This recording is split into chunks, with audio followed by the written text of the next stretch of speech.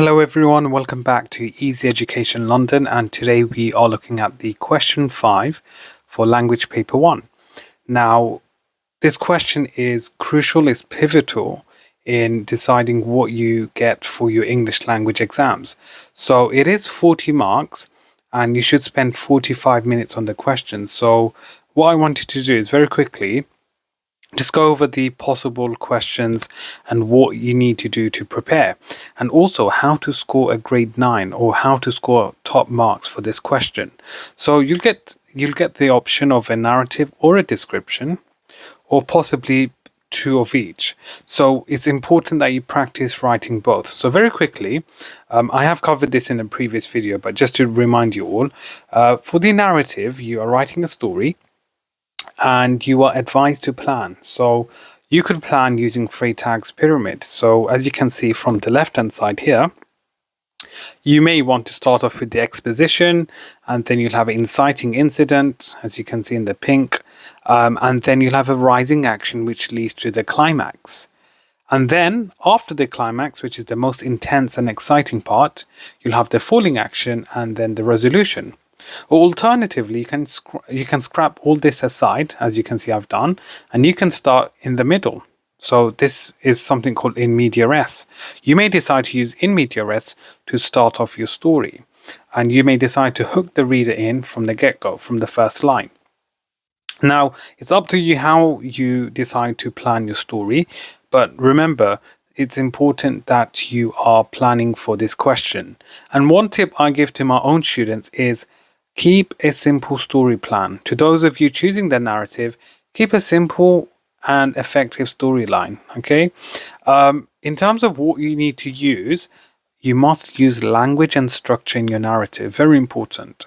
So language, of course, it includes using similes, metaphors, personification, etc. And then for structure, you're looking at using a one sentence paragraph, a cyclical structure, a flashback as well. Before we continue, please hit the subscribe button, like and share with your friends, as we are going to create many more revision videos for English language paper 1 and paper 2. Moving on, stick to a simple story plan.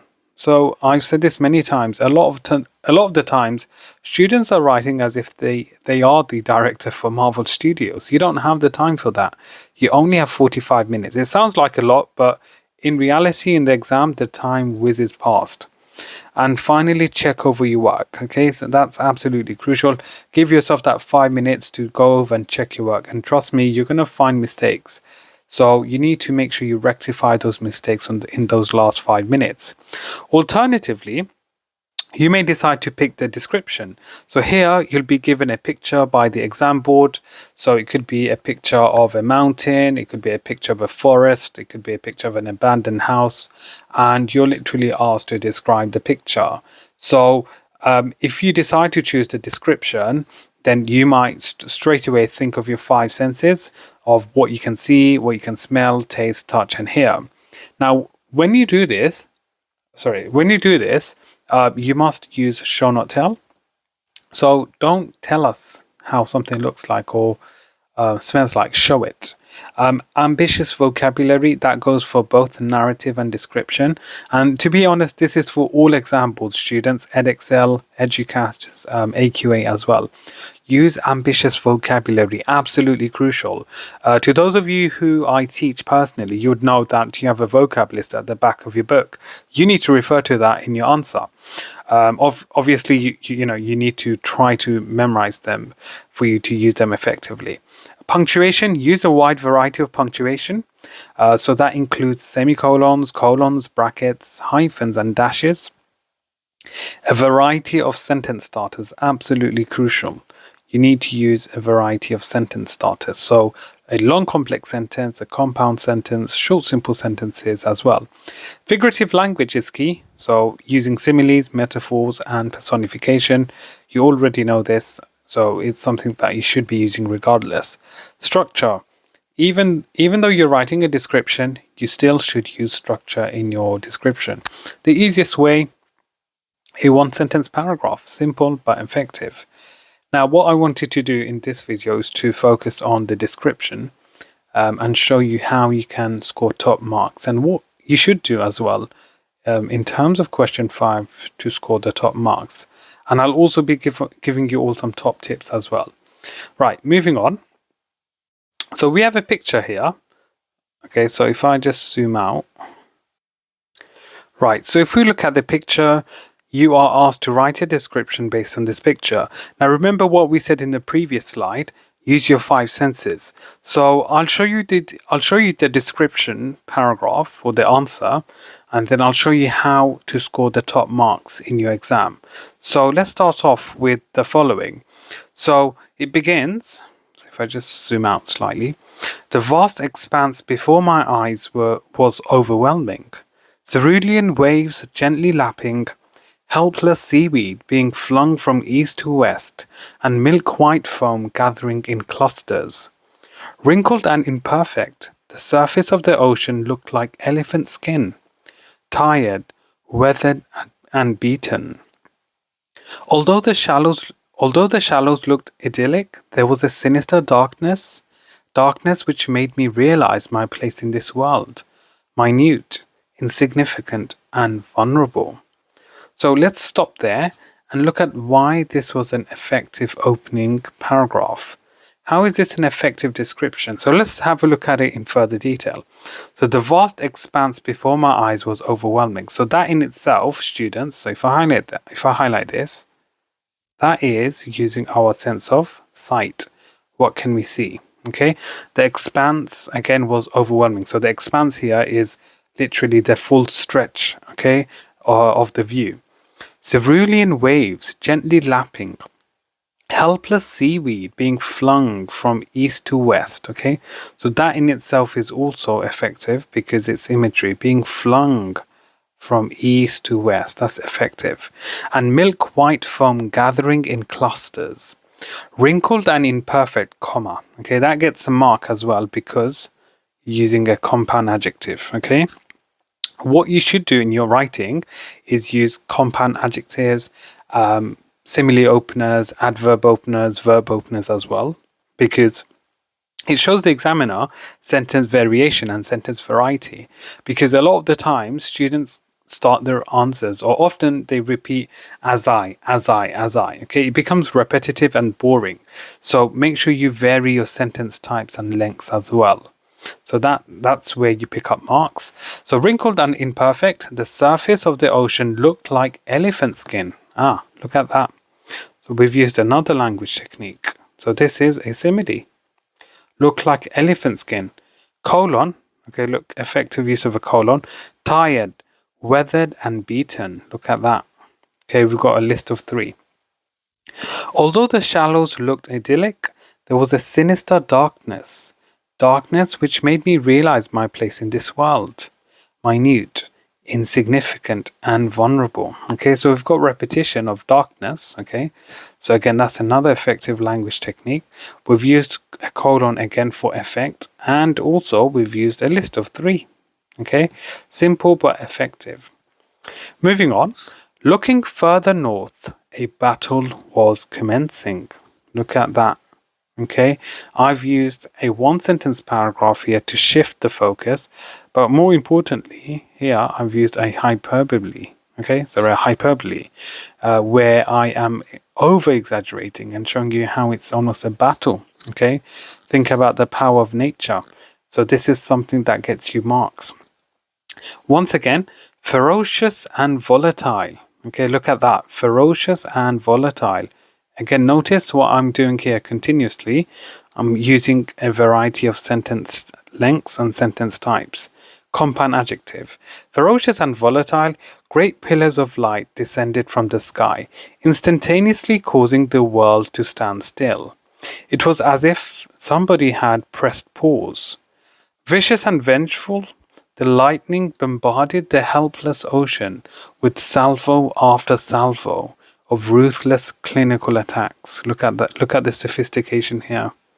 Okay, so you're really showing you the brutal forces of nature. Okay, so here, this is something that will get top marks as well. And one top tip I'll give you all for Monday The easiest thing to do is personify the weather. Okay, easy marks, and it makes your writing evocative. Although delayed, the thunder itself seemed to resonate through my body. I could feel its feral power in every inch of my skin. Okay, so that's an example of a metaphor. Okay, so great use of language techniques, and importantly, a variety of language techniques. We haven't just used a simile throughout our description. We've used similes, we've used metaphors, we've used personification, we've used hyperbole. And not only that, we're using ambitious vocabulary continuously, a variety of sentence types as well. Once the attacks had faded, the clouds turned to a porcelain white, the tenacious sun trying to work its way through. Peacefully, look at that. Again, sentence variety, sentence variation. Peacefully, okay? So this is an adverb opener. Do you remember I mentioned this?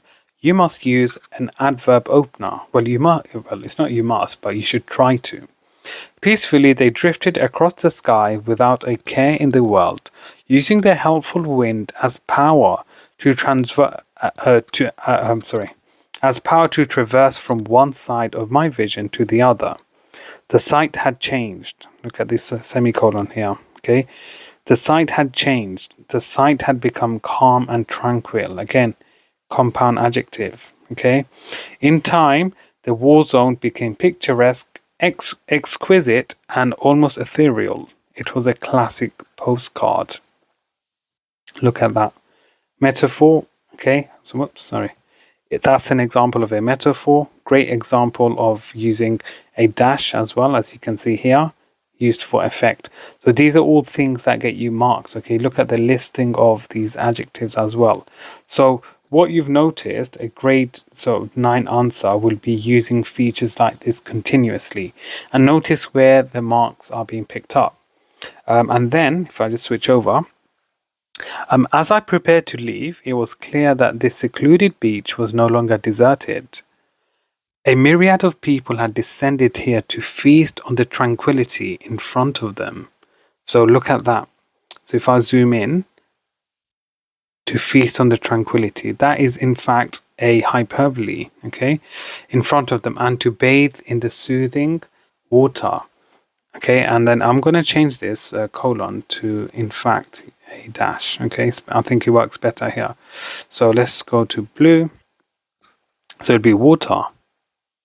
Hang on, it's too thick. This 4. Okay, water. Dash. This near. Sorry, let me read that again for you all. Whoops. Okay, so as I prepared to leave, it was clear that this secluded beach was no longer deserted. A myriad of people had descended here to feast on the tranquility in front of them and to bathe in the soothing water. Dash. This near hell had become nothing short of heaven. Okay, great ending, effective, and it shows you how things have changed. Okay, so notice how we've ended it here. We effectively used a dash.